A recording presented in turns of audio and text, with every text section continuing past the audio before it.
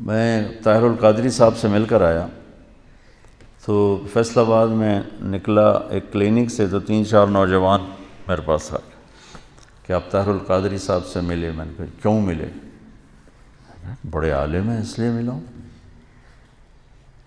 تو اس نے ان کو گالیاں دینی شروع کر دی اور زمین پہ تھوک کے نا پاؤں سے مسل کے کہنے لگا میرے نزدیک قادری کی اتنی بھی حیثیت نہیں۔ میں نے کہا بیٹا جو اہل حق ہوتے ہیں وہ ایسے متکبر نہیں ہوتے اور ایسے بد اخلاق نہیں ہوتے۔ وہ یہ کہہ کر میں گاڑی میں بیٹھ گیا۔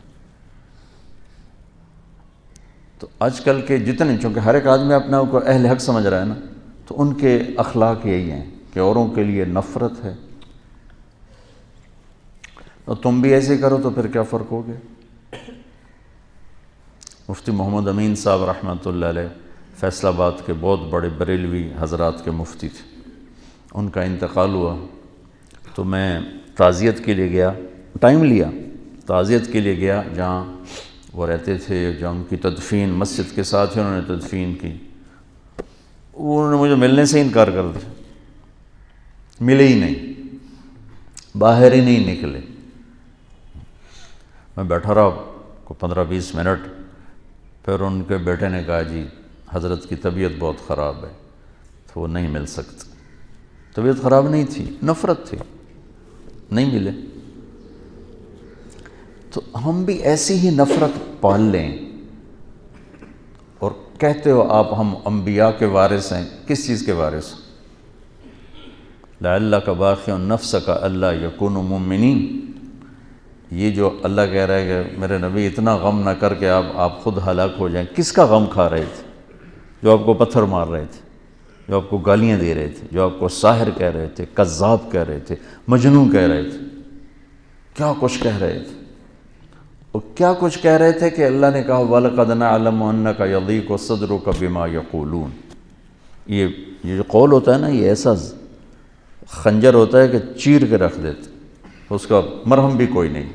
تلوار کی زخم کا تو مرہم ہے، اس کا تو مرہم بھی کوئی نہیں۔ اس لیے اللہ کہہ رہا ہے مجھے پتہ ہے آپ کا سینہ تنگ پڑ جاتا ہے لوگوں کی باتیں سن کے۔ تو بچوں اللہ تعالیٰ مجھے بھی آپ کو نبوت والے اخلاق دے، جتنا کوئی دین سے دور ہو اتنا اس سے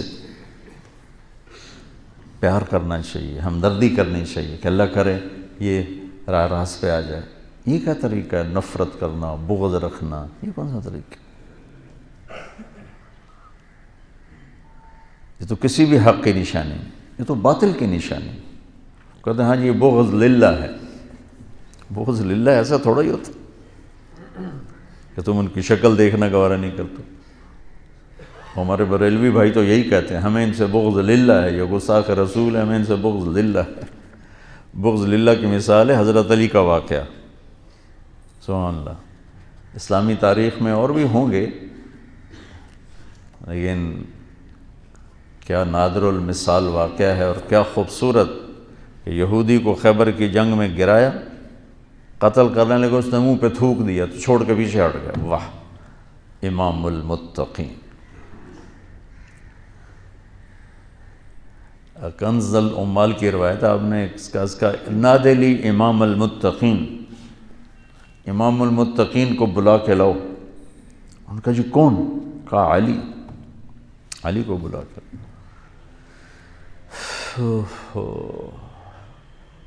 آؤ بھائی دوبارہ لڑیں گے۔ وہ کہنے لگا کیوں چھوڑ دیا؟ میں نے تو تھوکا تھا بھائی تمہیں جلدی میرا قصہ نمٹا دے۔ کہ پہلے میرا غصہ تم پر اللہ کے لیے تھا، تھوکنے کے بعد اپنے لیے ہو گیا، اب حرام ہے تمہیں قتل کرنا۔ یہ بغض للہ ہے۔ تو ایک دوسرے کو سلام کرنا چھوڑ گئے۔ تو بچوں اللہ سے مانگو اللہ تمہیں کھلا سینہ دے، کشادہ سینہ دے، عالی اخلاق دے، حسن سلوک دے، علم کی گہرائی دے، تبلیغ کا پھرنا اور درد دے، تو تم پوری انسانیت کے لیے رحمت بن جاؤ گے۔ کڑکتی دھوپ میں سایہ ہو کے، جھلساتی گرم ہواؤں میں تم بادل ہو کے، خشک ویرانوں کے لیے تم گھنگور گھٹا ہو کے، اگر یہ چند باتیں اب میری نہیں ہیں، میرے اللہ و میرے رسول کی ہیں، میں تو زبان سے ادا کر رہا ہوں، الفاظ میرے، تو کرو گے نا انشاءاللہ؟ اسی عمر میں سیکھ لو.